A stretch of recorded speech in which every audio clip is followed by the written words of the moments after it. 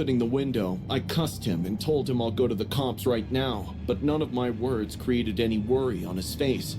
Instead, he took out the jellyfish toy and gave it a big lick from bottom to top. That's gay.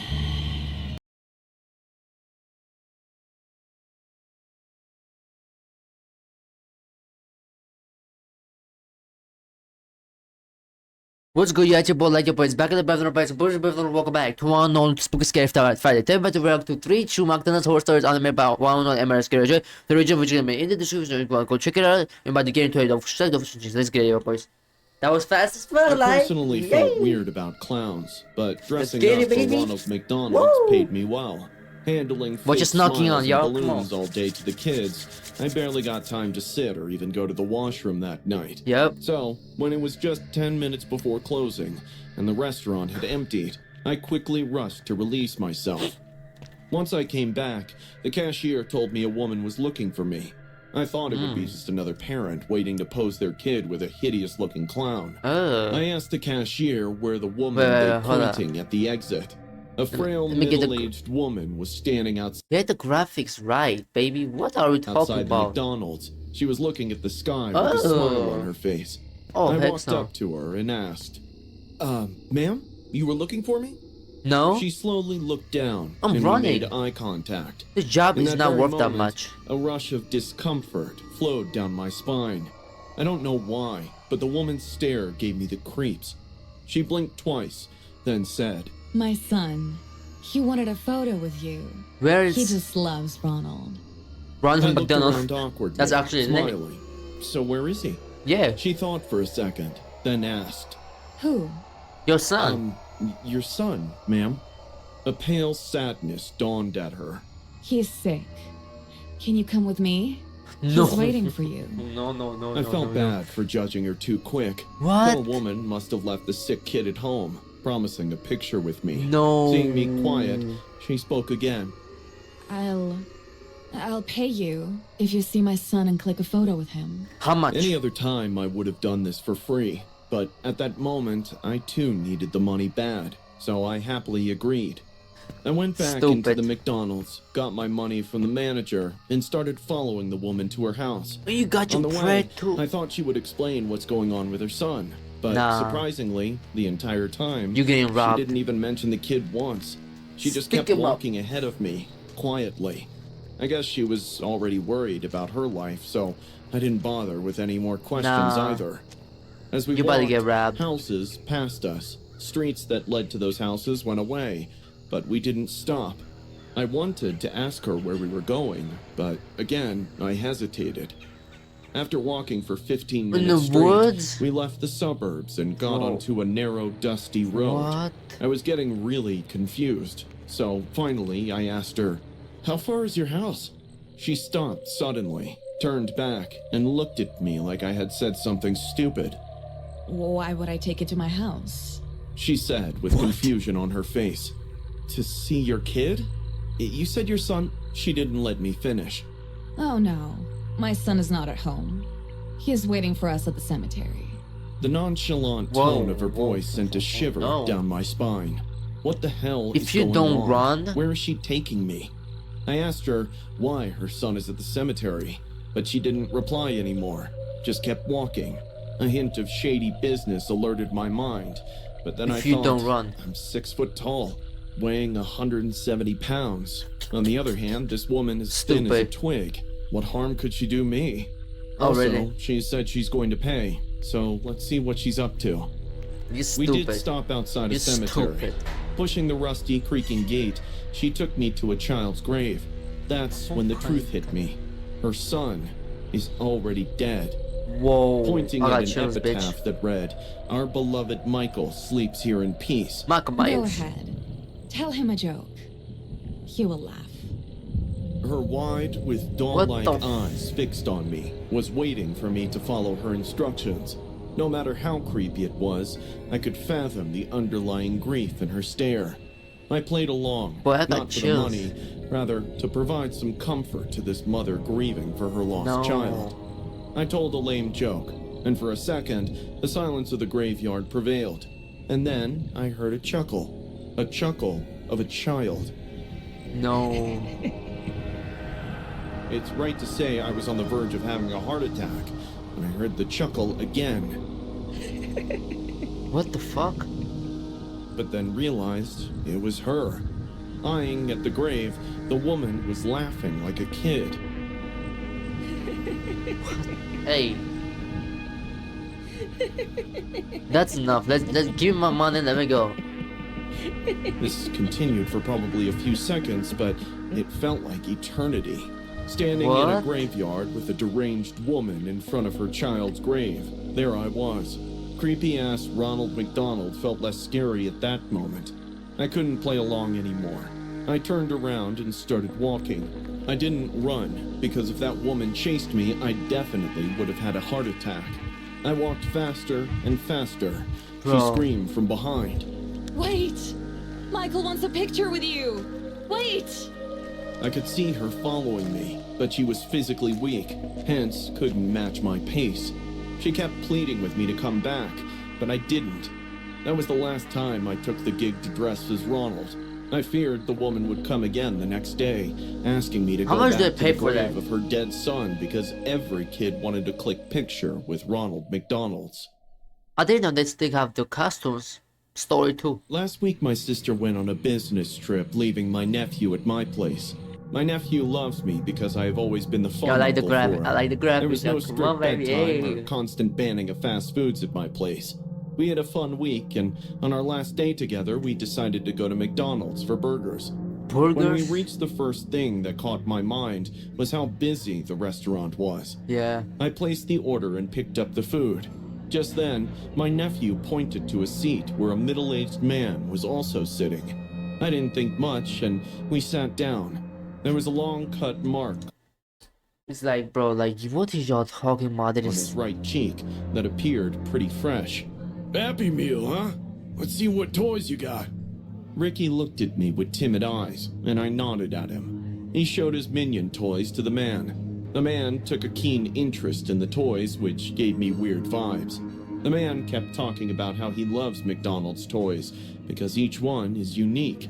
Then went on saying the previous toys used to be more exciting, but it was a shame they got banned. Now that interested Ricky, and he started talking to the man as well. It was all a casual convo, so I didn't see any harm in it. But now, when I look back, I realize what a grave mistake it was. Why did they ban the toys? Well, some people thought they were wrong. Why? I expected the man to discuss any hazardous factor about the old McDonald's toys.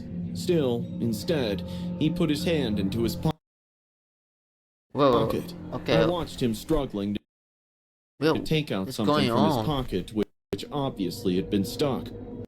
Ricky Yo. got impatient Yo, stop. What is this lag? and asked. What? What is it? The man smiled, ear Yo, come on, dude.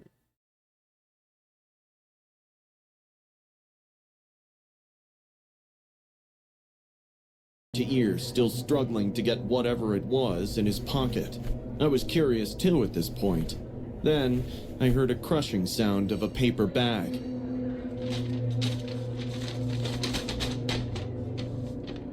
The man took out this paper bag, which had something inside. Paper bag.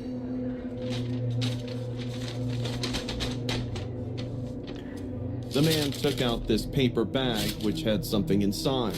He placed the bag on the table Okay. and pulled out this bizarre McDonald's toy, shaped like a jellyfish.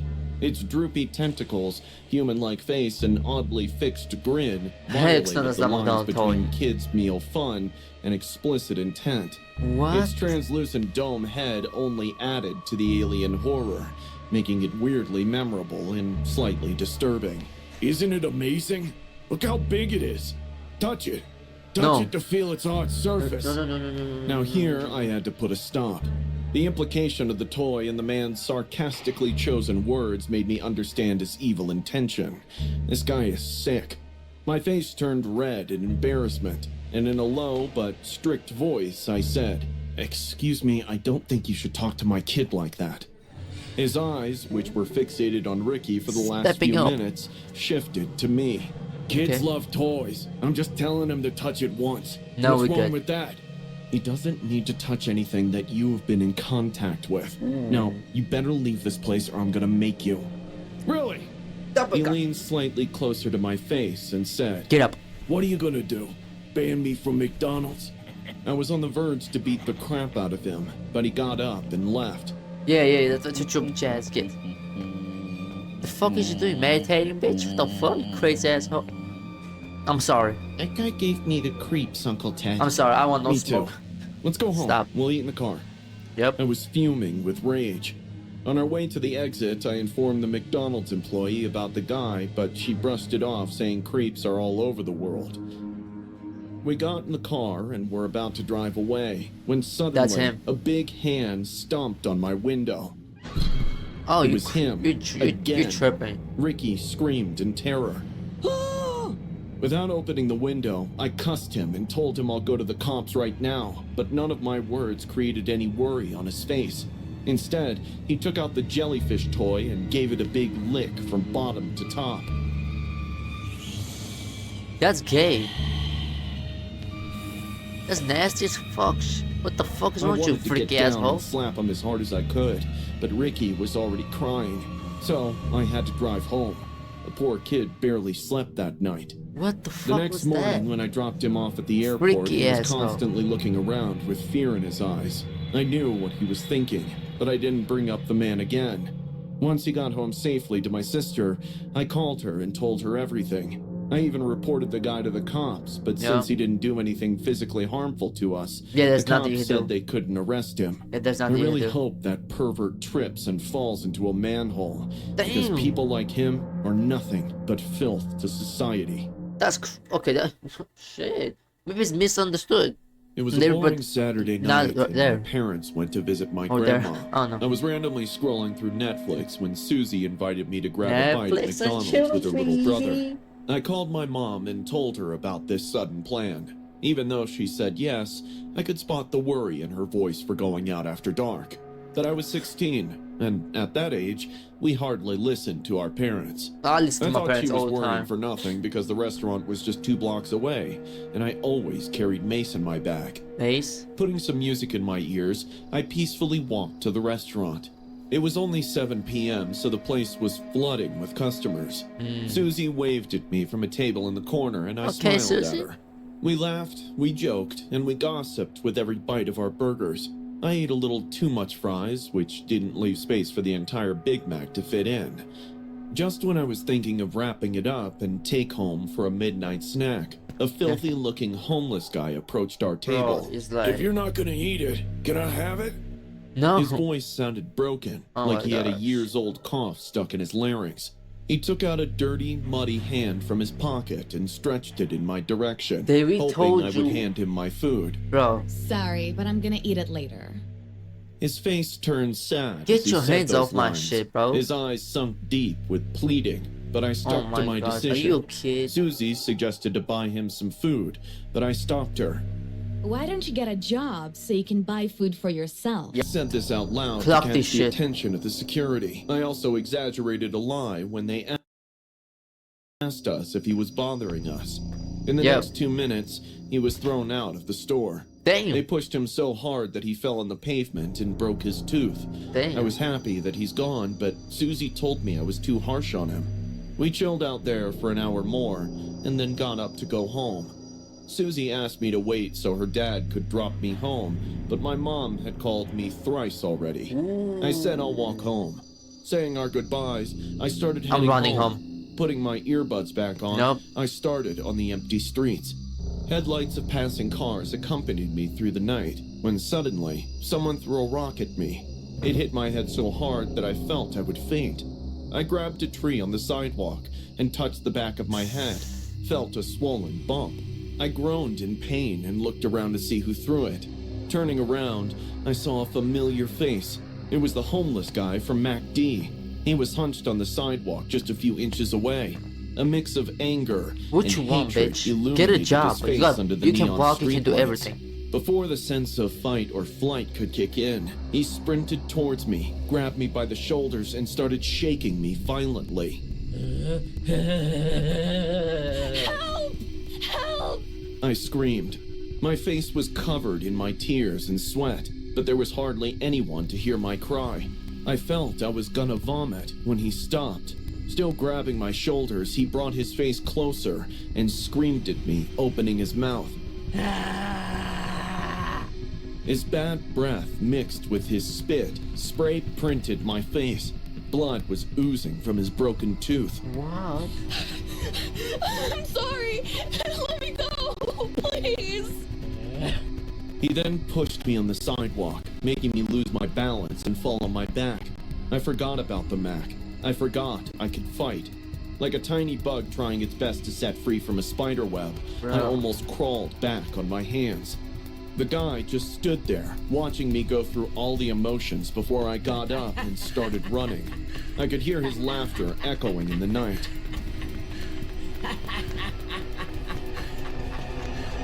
When I reached home, I called my mom and broke down like a little girl. My parents drove back home ASAP, but until they arrived, I just sat in the living room corner, crying and fearing the guy might show up at my house too. I constantly kept checking out the window to see if he was standing on the streets. Luckily, he wasn't. I didn't sleep well for at least a month after that incident. I didn't go out after dark for a year.